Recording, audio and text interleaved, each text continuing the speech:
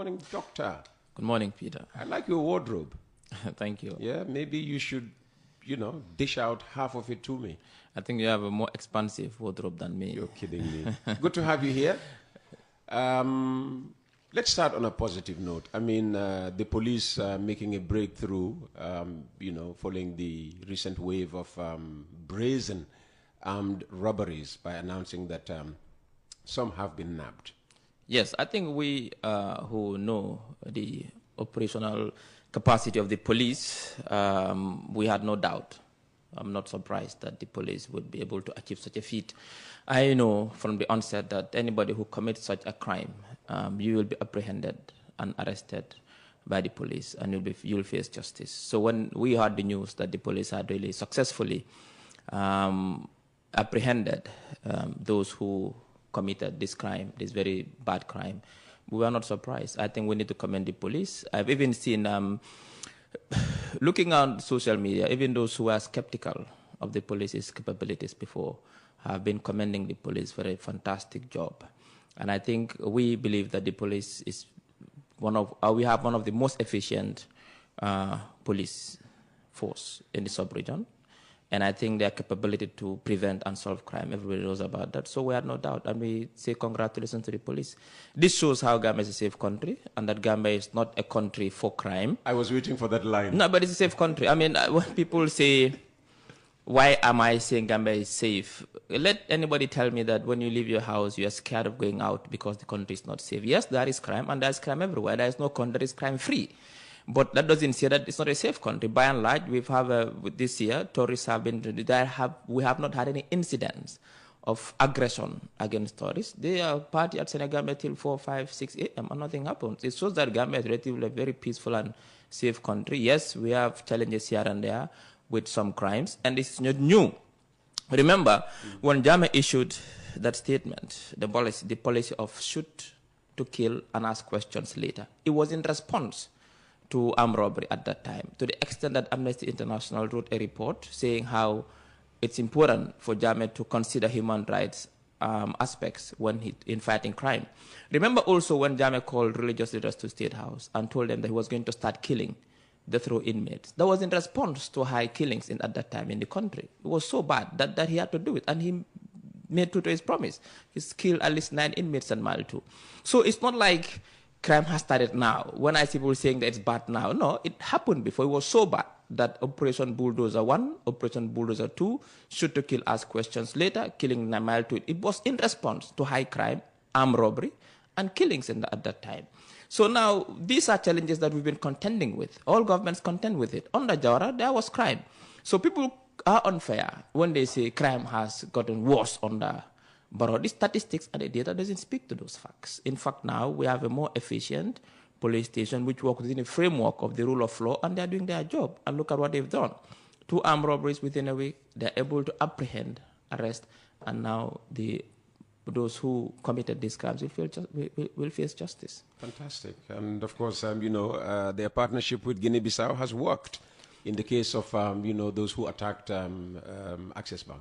Yes, of course. I mean, this is an African framework, a regional framework, whereby I think we have it with Senegal, last with Guinea-Bissau. Also, Guinea-Bissau, if they have people who perpetrate crime in that, when they come to the Gambia, will find smooth ways to, how do you call this again, I forgot this word, but to send them back to Bissau so they can face justice within the rule of law. Okay, all right.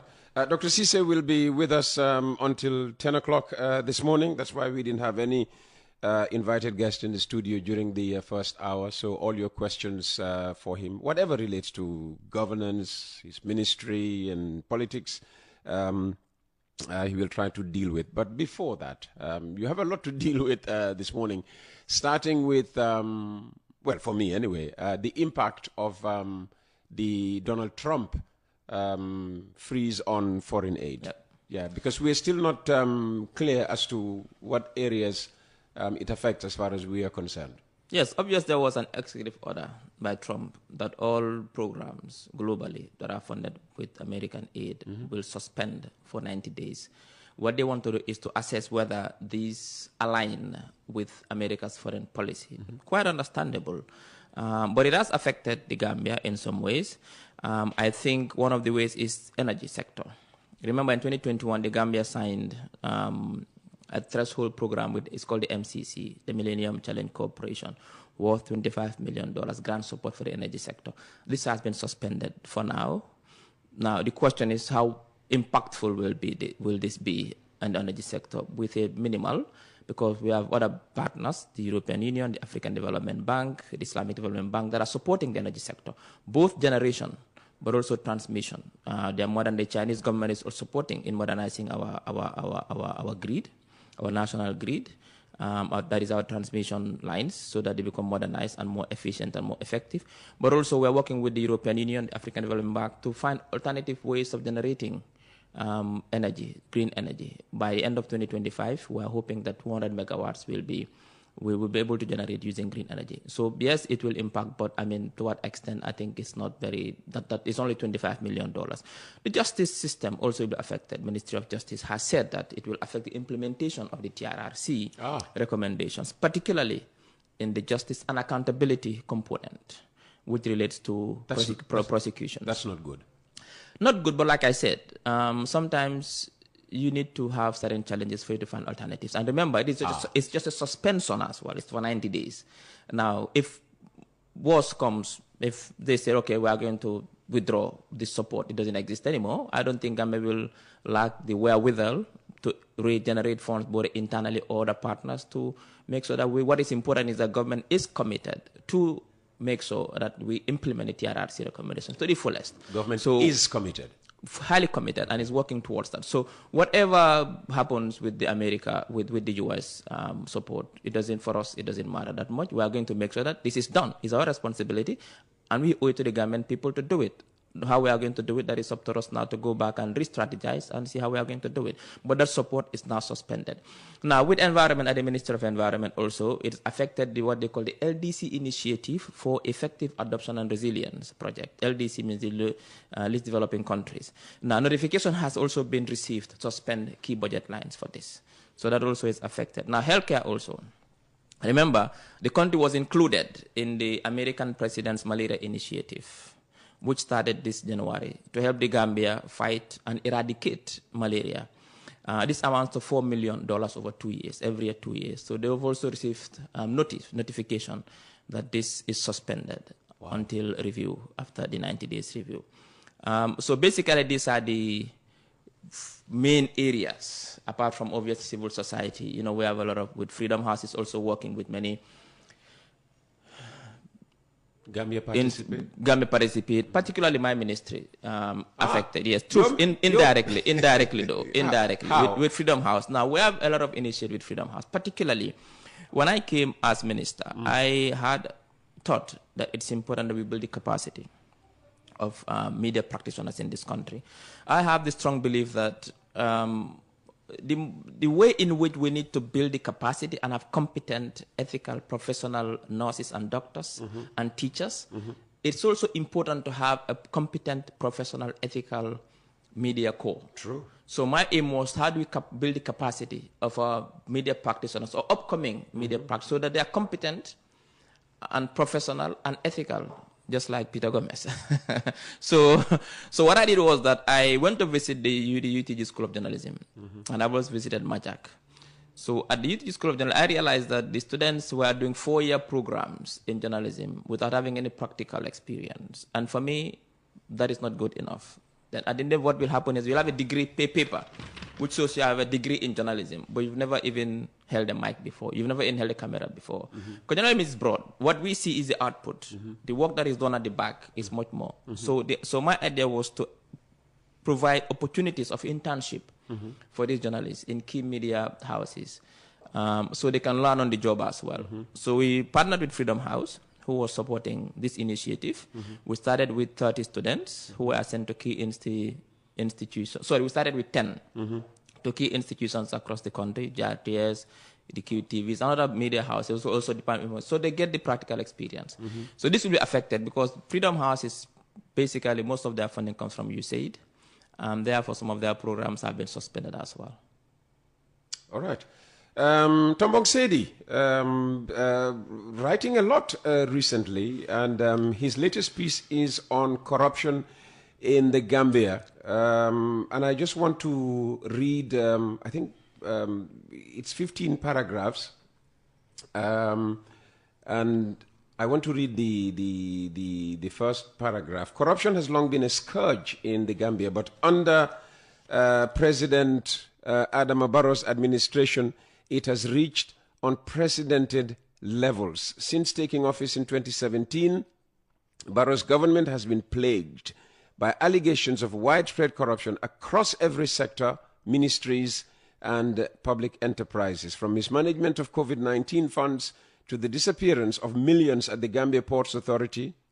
The scale of graft has left many Gambians disillusioned and angry. Despite mounting evidence and damning reports from the Auditor General, the government has shown little interest in accountability, with President Barrow himself dismissing audit reports as just an opinion. This blatant disregard for transparency and good governance has cemented the perception that the Barrow administration is the most corrupt government in the Gambia's history. That's a profound statement. And then what the UDP usually is criticized for by some independent observers, they criticize, but they don't offer an alternative. To me, this piece does offer an alternative, because it says a UDP government will strengthen the anti-corruption institutions and appoint a no-nonsense anti-corruption czar. Recommendations and reforms will be implemented to improve transparency and accountability. Public procurement processes will be made more open and competitive, and whistleblowers will be protected and encouraged to come forward. Civil society and the media will be treated as partners of government, for they play a crucial role in holding the government accountable, and their efforts will be supported. I'm sure you saw this this article. It's all over the place. I read this article written by a certain Sedi. I can't remember the first name. Come on, you know Tombong Sedi. So, but first of all, it's false. You know Tombong Sedi. The statements are false, and don't you know Tombong Sedi? The recommendations profiled are just mere platitudes. They are not practical recommendations. Now, I think, Peter, we need to be very honest with each other as a country. If the Gambians want a government that will replace His Excellency's government, which I'll come to the measures he's taken to fight corruption. It's not the UDP. If you want to see corruption at its core, have a peep into the UDP, councils and municipal and they run, you'll see corruption. How can such a party, whose people preside and oversee over massive corruption in the councils and the municipalities they lead, they don't have the moral authority to come and preach about corruption in this country? Look at what's happening in the commissions of inquiry. In fact, the UDP, through their leadership, was very adamant in having this commission going on. This commission was supposed to tell us exactly what is happening in the councils, and they refused. They say it was witch hunting. So how can someone who's providing transparency, a party, refuse to have a commission of inquiry that is going to uncover corruption in this country? They mean they're not serious in fighting corruption. You see, Peter, UDP has no alternative. But their only agenda is to get to government. Before you go further, the Local Government Commission of Inquiry is not only unearthing corruption in the municipalities and local government areas run by UDP. Yes, that is the purpose. The purpose is to fight corruption for us as a government. Yeah, but it equally affects... Yes, what I'm saying. That is why I said here last week that there are no sacred cows. Headed by... Whether you are NPP or not, we're fighting corruption. Yeah. But what I'm saying is that... Yeah, but the corruption at, a municipal, local government area, level is across... I agree with that, that they've uncovered some serious malpractice. What I'm saying is that a party whose councils and municipalities are plagued by massive corruption, and they are not saying anything about that. They have no moral authority to come and talk about corruption at the national level. That's what I'm trying to say, that the UDP is not the party that is to be considered as an alternative to fight corruption in this country, because they thrive on corruption. So for me, I take this, I was gobsmacked when I read this piece, Because for me, this person, this certain Ceesay guy, doesn't have the moral Come on, authority. you know Tombong. Just doesn't have the moral authority to talk about corruption. Now, let's come to what the government has been doing. This government has been the most transparent and accountable government in the history of this country.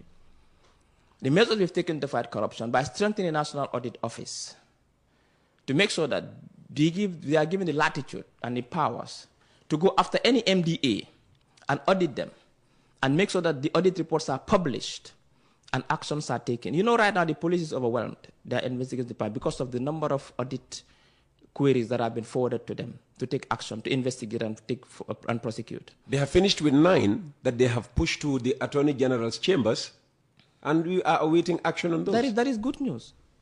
At least we are heading somewhere. At least that's why I say now the system is inundated. I mean, we've been overwhelmed with this. If the audit office wasn't working, if the fight against corruption wasn't working, we wouldn't be finding ourselves in this situation. It means the government is doing something to fight corruption. The Procurement Act has been amended. It's been more robust now. It's very difficult now for people to cut corners through procurement. But the most important thing is that we have, for the first time in the history of this country, brought in a law which is called the Anti-Corruption Act. For the first time. If the government was in serious fight corruption, we will not bring that Where's the commission? At our cost. You've seen on the papers, which say we're advertising for the commissioners. We are going to, it's in the budget. It's going to implement this year. There are adverts on the papers looking for the people to apply as commissioners. Now, this certain Ceesay guy, if he's really serious in fighting corruption, he should apply and become one of the commissioners. You know his name. No, so what I'm trying to tell you is that, you see, I like democracy. I like us to have a mature debate. I like us to come up with policy alternatives to solve our problems. What I don't like is hypocrisy. When people think that Gambians are sleeping and think that you can use big words and platitudes to fool Gambians, it will not work. If Tombong and his guys want to... No, you said his name. That's why I remember his name. If him and his ilk wants to get to power, I think they should find another route, not making mere false allegations against the government. The government is serious in fighting corruption. The government is the most transparent and accountable government in the history of this country. And we are taking serious steps to ensure that we fight graft and corruption in this country, and nobody is a sacred cow. All right. The questions have started coming for you. Your colleague was on the program last Friday, the Minister of Trade, and of course, he spoke. He tried to explain why we have this agreement with Spain and how it's going to benefit, the Spaniards, and why the Spaniards are turning to a country like the Gambia, to recruit labor for their agricultural fields. And one of the things he said was that, the way we are built, we are tall, we are strong, where you would have, short people maybe have to use, a ladder or, stand on some pedestal to maybe pluck oranges from, the tree and all of that. Thanks to our height, we just stand and, get these. And of course, some people have likened this to the same arguments that were given in defense of the slave trade. Oh, no, please. How can they do that? I mean, Peter, I think sometimes some people, I don't know how they think. But one thing I can confirm is that the reason for the Spanish working with the Gambia, it has to do with our mutual bilateral relations where we can be able to be of support to each other. Now, remember, Gambia is not the only country that is in this scheme. Morocco is also in this scheme. In fact, Morocco started the question is not who is in this agreement. No, what I'm saying is that... What justifies Gambians being identified by the Spanish? The minister's statements have been taken out of context. It's not the only justification. It's not, in fact, I don't think it's justification in that sense. I mean, the minister was just making a point, thinking that perhaps there's an added advantage because of the way our physical outlook. But I don't think it really... it is symbolic of the relationship. That is his own views of. He thinks that advantage Gambians are tall, our physical characteristic. I think this is something we need to be proud of. To say that we are tall, we are this. I don't think that's an issue. I wouldn't like that to slip that. Then that'll be too much. So what is important is that the Gambia government, under the leadership of His Excellency the President, has found ways and has taken measures to provide employment for young Gambians in this country. But also for those who don't want to work in this country, which is a matter of choice, he has found alternative pathways, safe pathways, to go to other countries and work so they don't have to take the back way. That is the most important issue here. Now, everything else is just, for me, is petty. It's not important. What is important is that the president is committed to providing 150,000 jobs for Gambians under the life cycle of the labor policy. That is one thing. Secondly, also, to ensure that to stop the back way where young people go and die in the Mediterranean and Atlantic Oceans, to find alternative and safe pathways to go to Europe and migrate and work and come back to their country and contribute to national development. That is what is important. I think we also support this initiative. Okay, let me just go through the entire statement. This is by Sekou Kamara.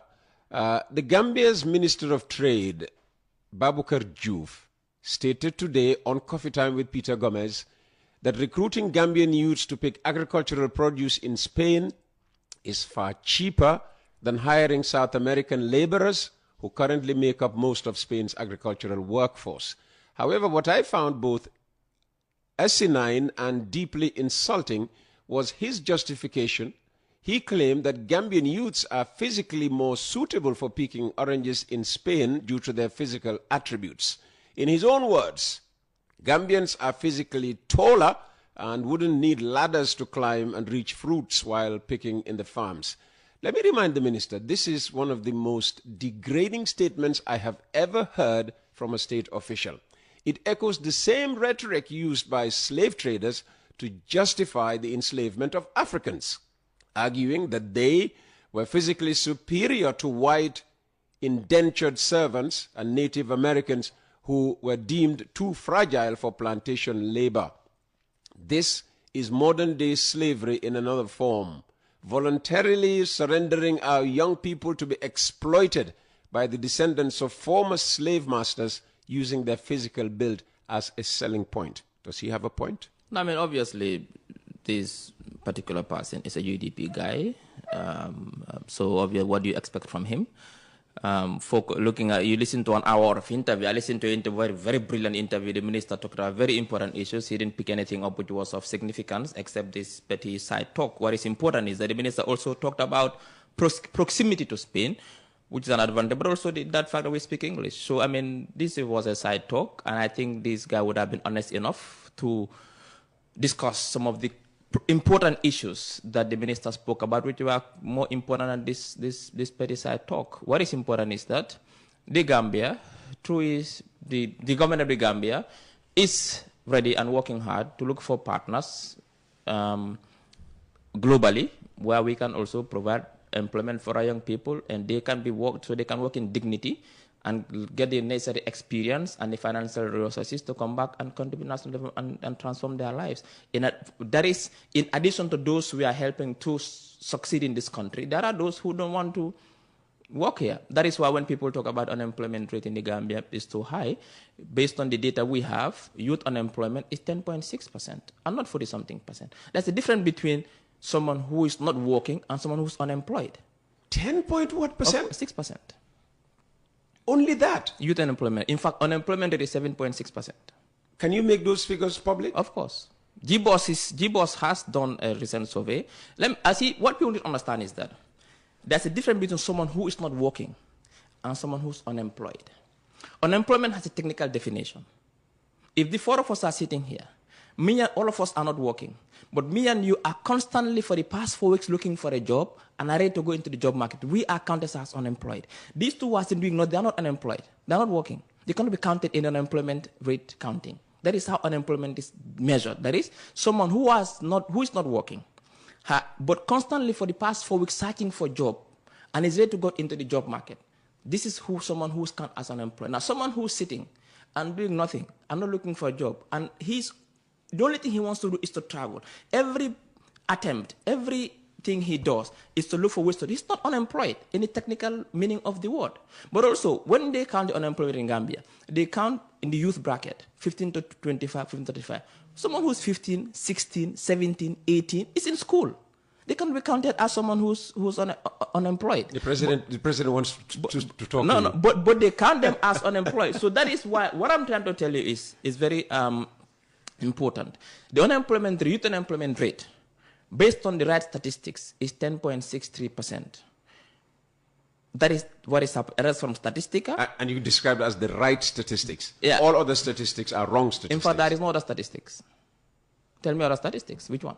Well, there was a time, was it 2-3 years ago, when President Barrow was opening one of these youth summits. Is it Africa Connect, where he gave the But that's 2-3 years ago. That's what I'm saying. That's what I'm saying. That is why you said there are no other. I mean, numbers. recent. Yeah. I mean, data is important. That is always new. You cannot rely on old data when there is new data. No, you just asked. So currently there is no other modern recent data, which gives us the correct data, which is more recent.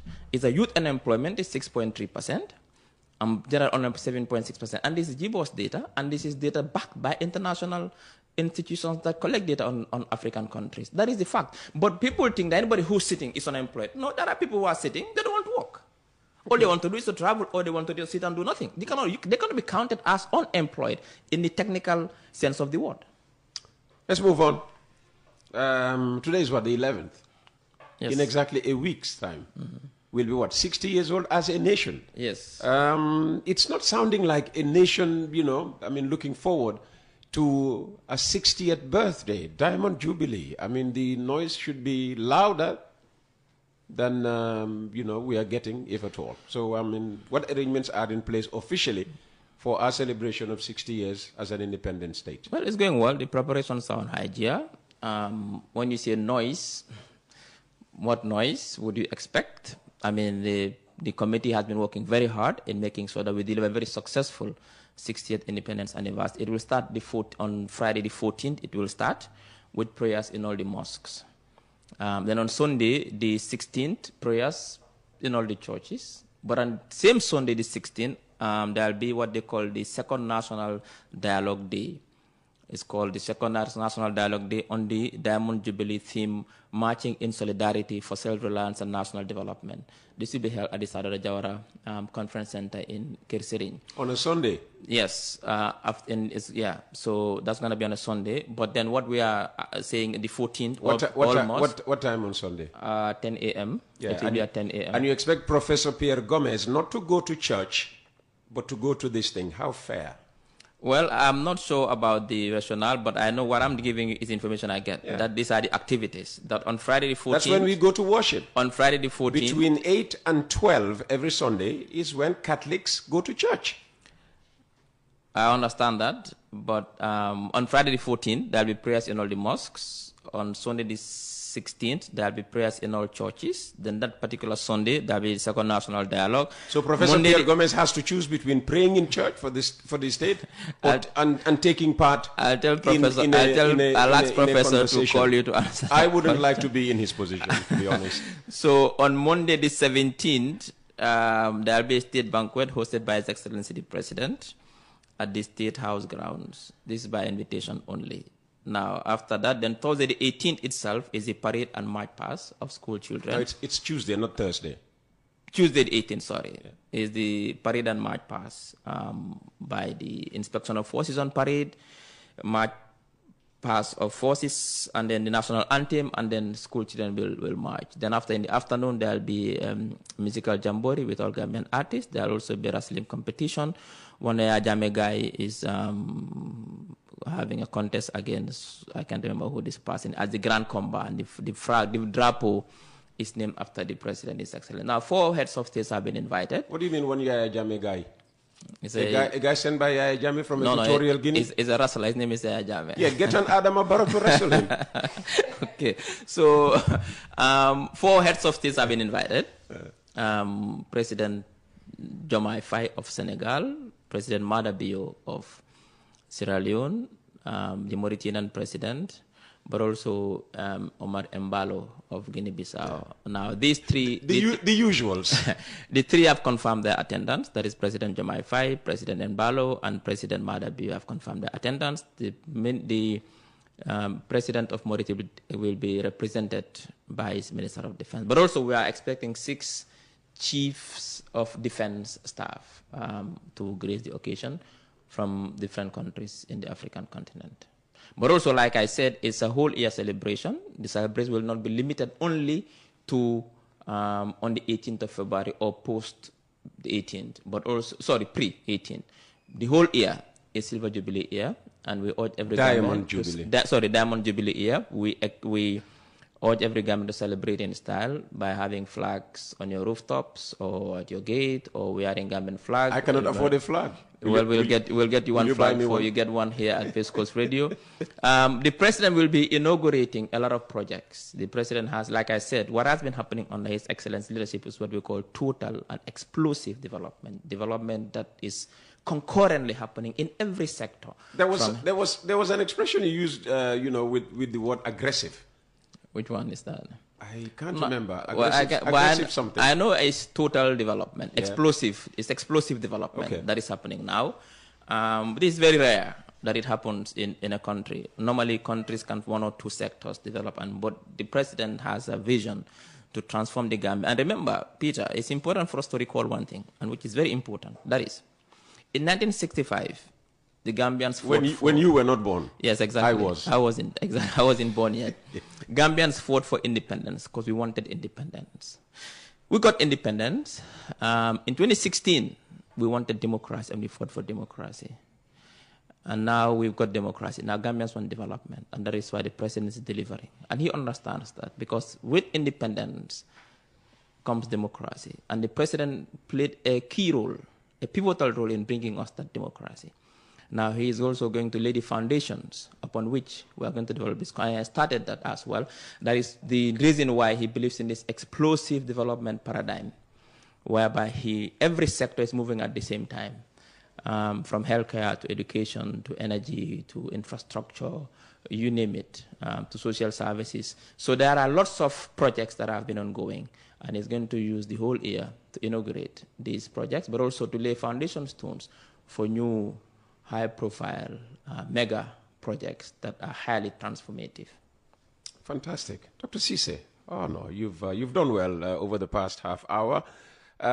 It's Dr. Ismaila Ceesay, if you're just tuning in. He is the Minister for Information, Media and Broadcasting Services. I'll start taking your calls now, starting with this one from the UK, from somebody called Dembo. Can you ask Dr. Ceesay why our national stadium is still not ready to host our games after more than 3 years on hold? Did I say UK? No, this is +460. And he signs off, Sir Dems, Uppsala, Sweden. Is it Uppsala? Uppsala. I studied there once at Uppsala University for 1 year. You're expert in Swedish names. Yes, the Protosvenska. Protodusvenska. Yeah, stadium. Yes. D.A. Jawo was commenting today, not on politics or anything, on the stadium. So what happened is that the government realized that we need to renovate the stadium, which has not been renovated since it was built in the 80s, mid-80s. Now, we had a plan to build it. It's been renovated. Everything was done. But like I said, the go-ahead to play at the stadium is contingent upon CAF's acceptance of the conditions of the pitch, by the way. So CAF came, they did their evaluation. Everything is perfect. Everything is okay. The only thing that an issue is the pitch. And now we are working on that. So we hope that very soon CAF will come and look at the pitch and then give us a go-ahead to play. And hopefully, I'm not promising, very soon we'll play at the stadium. They are working on the pitch now, because that was the only issue when CAF came the last time. Everything was okay. They greened everything except the pitch, without some slight issues, because we are using the hybrid pitch.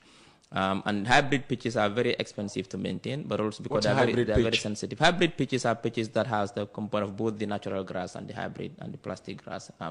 These are new types of pitches that most African countries use. And remember, today, because of CAF's stringent conditions, Kenya, Sierra Leone, most African countries are having issues with their stadiums. But we are working hard day and night. The Minister of Youth and Sports understands the significance and importance of Gambia playing their home matches, and he's working all day, all night. Like, he's working hard to ensure he delivers. This is one of his big projects, and he will deliver very soon, I'm certain. Madi says since 2018, youth employment has been increasing, not decreasing as you suggest. Well, I'm not saying, I never said about increase, decrease. What I'm saying is that the statistics is telling us that youth unemployment Yeah, but if you put it at 10.6, or you insist GBOS puts it at 10.6, you know, people, I was just quoting you this number that President Barrow himself put out. The data is telling us that youth unemployment currently is at 10.6. Why? And Mari should know how youth unemployment is measured. Now, being, like I said, being at work, not working, and being unemployed are two different things, and people have to separate these two. Not everybody who is not working is unemployed.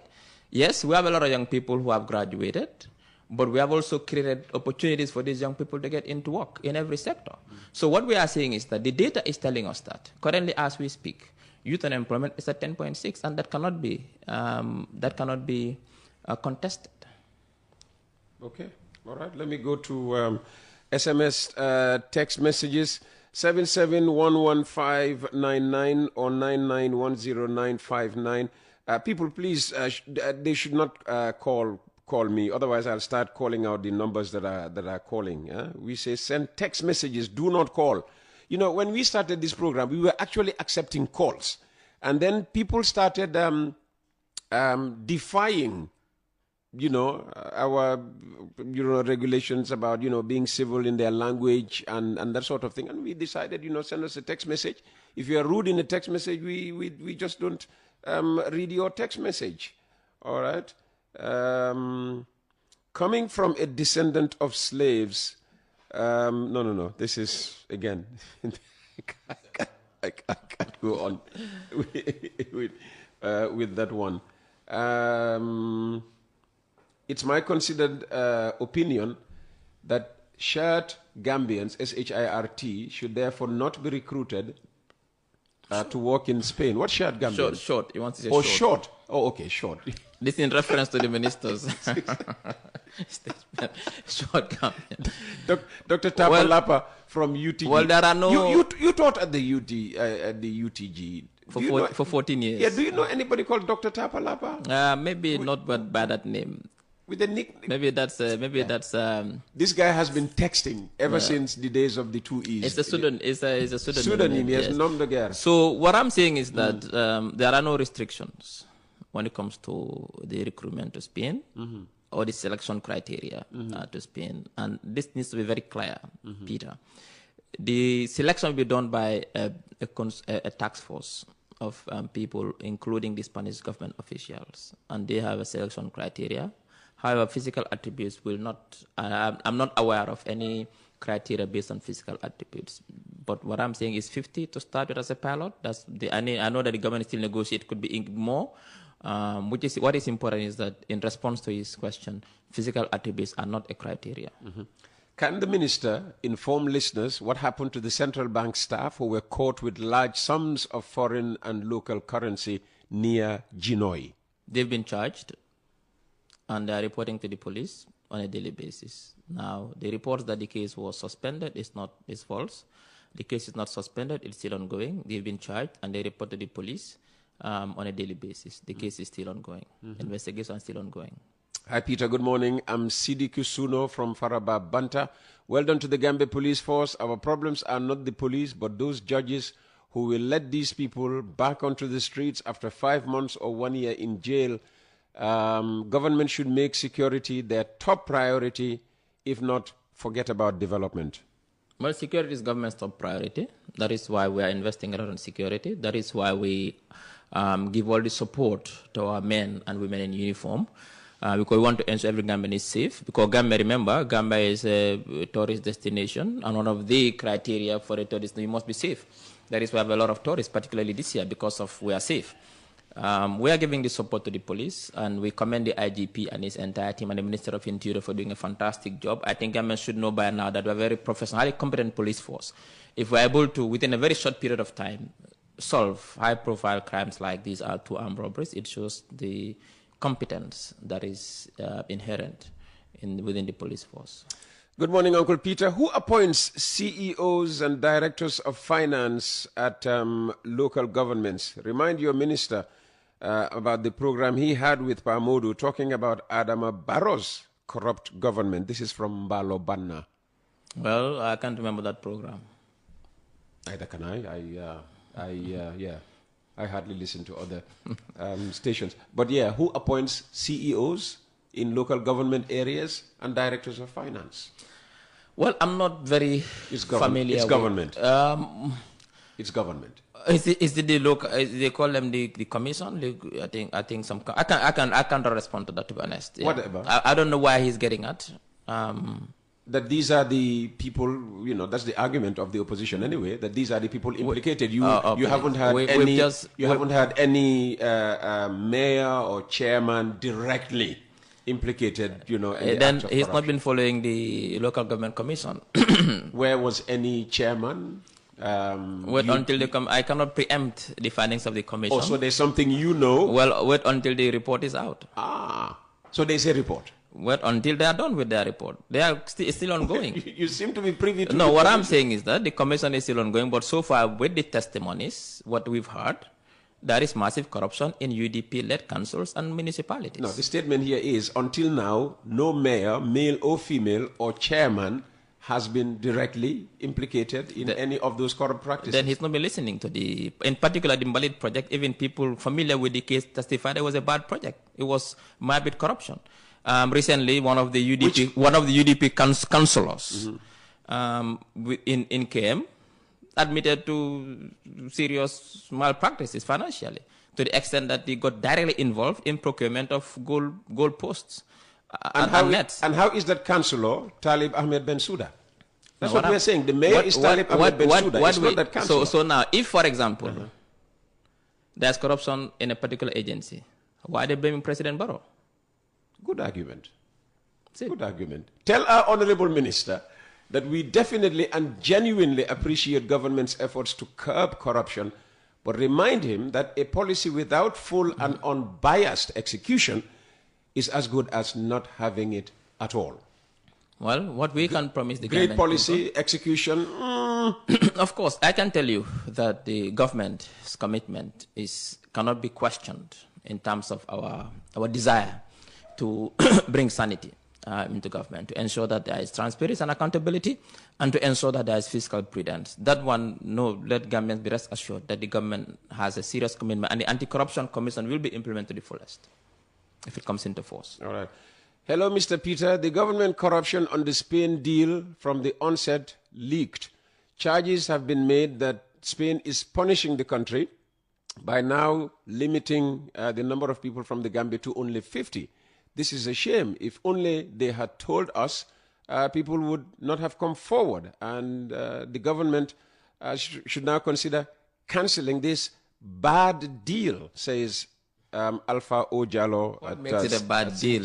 I mean, only 50 people. Yeah, but what I'm saying is that what was there before? When in the first week alone, over 10,000 Gambians applied. Peter, what was there before? If, for example, it was higher than 50, we could speak. This is a pilot project, and the idea is that the continuation of the project is contingent upon those who go first, come back home, and follow the rules as set by the framework of the agreement. So if the 50 that has gone to Spain come back and they did well, we'll increase it up to 10, 15. Morocco started with 20, now they are doing 20,000. So it's up to us, for example, to make sure that we go the first 50. Now it's 50 that we can see. It could be more. For now, it's 50. That's what we can confirm.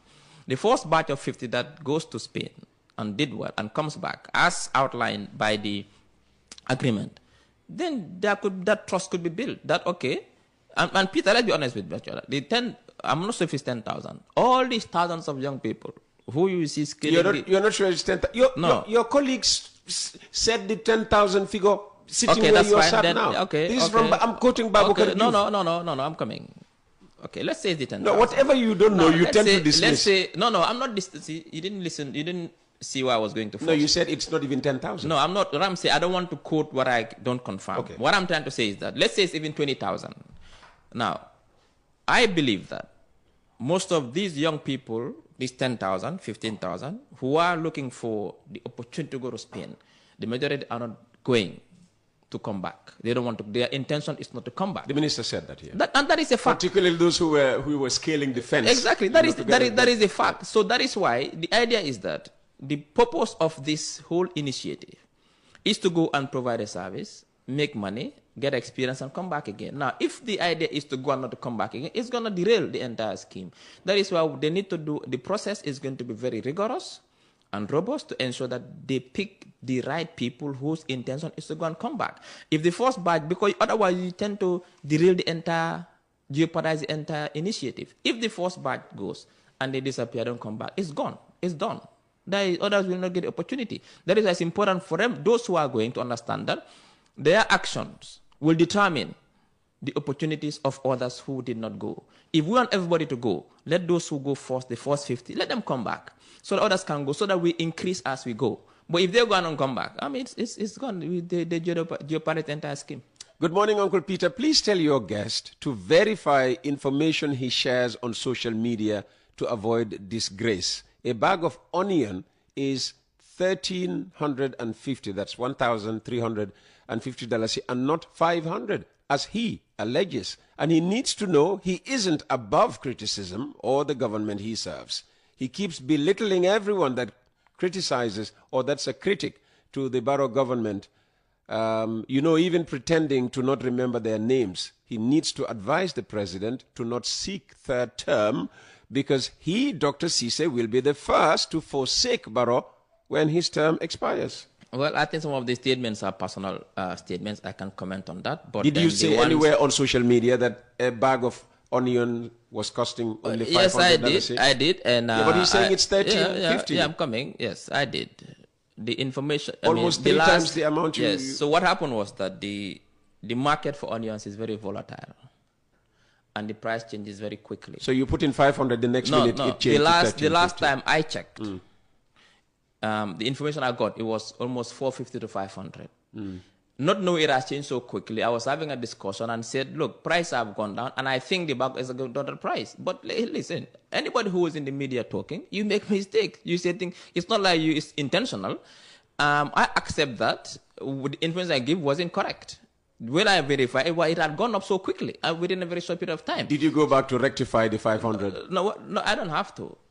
You don't have to? No, I don't have to rectify it. I wait for the opportunity. With this, now that he brought it up, I thank him for bringing this up. This gives me the opportunity to now rectify that. The claim I made of 500 was based on information I had then, and it wasn't true. And now I'm retracting to say now that is not the case. And I apologize to anyone who thinks that I wasn't informed. I will never have an intention to misinform. In this day and age, you cannot misinform anyone because information is out there. So why would you do that? Why would you do that? I mean, people are not living in caves anymore. People have access to information. But again, like I said, when we speak sometimes, we are human beings. We are not faultless. You cannot speak for 365 days in the year and you make no mistake. Then we need to really look at you again and see whether you are not a robot. So I made a claim, which later, when I got the right information, realized that the information was incorrect, and now that, I mean, we move. So what? We don't go back to that. But when it comes to about advising the president on his third term, the president will contest and he will win. Okay. Good advice. Good morning, Uncle Peter and Dr. Ceesay. Peter, can you ask the minister to tell Gambians what we have achieved from what he calls total and explosive development? I'm confused. Healthcare failed, security failed, agriculture failed, education failed. What happened to the insurance? Failed, etc., etc. So, hashtag 2026, Barrow must go. Well, that's his opinion. I don't think he lives in the Gambia. If he lives in the Gambia, he wouldn't call all these sectors as failed. Well, he's texting with the local number. So, well, so he lives, maybe he lives somewhere else, but not in Gambia. Oh, that's it? All these other sectors he says have failed? You see, some statements, Peter, you don't have to waste your energy to try to defend it because it's just, I mean, Peter, you live in this country. You cannot tell me all these sectors are failing for all this. I mean, the Gambia is better off today than we were 20, 25, 30 years ago. So today, what we can reflect on at our 60th anniversary, let's reflect and say, are we better off today or worse off today than we are 60, 40, 25 years ago? We are better off today than we were even 10 years ago. So obviously, these are facts. Let's bring you a contribution from your namesake, Ismaila S. Ceesay, President of School Sports. Good morning, Peter. Please ask the Honorable Minister about the running tracks for the athletes at the stadium. You see, everyone with their own interest. The stadium is under construction, like I said. I think the last conversation I had was the running tracks will be rehabilitated and fixed as well. He should not quote me on this. But I believe it will also, is part of the job that is to be done with the stadium. That's what I believe in. Good morning, Uncle Peter. Ask the Honorable Minister, why did the President appoint a man who has not, in any form or kind, been in the youth space or even known or recognized by anyone for the past 10 years in the youth spaces as Deputy Presidential Youth Advisor? This is coming from Abdullah Oba, Clerk and Administrative Head, National Youth Parliament.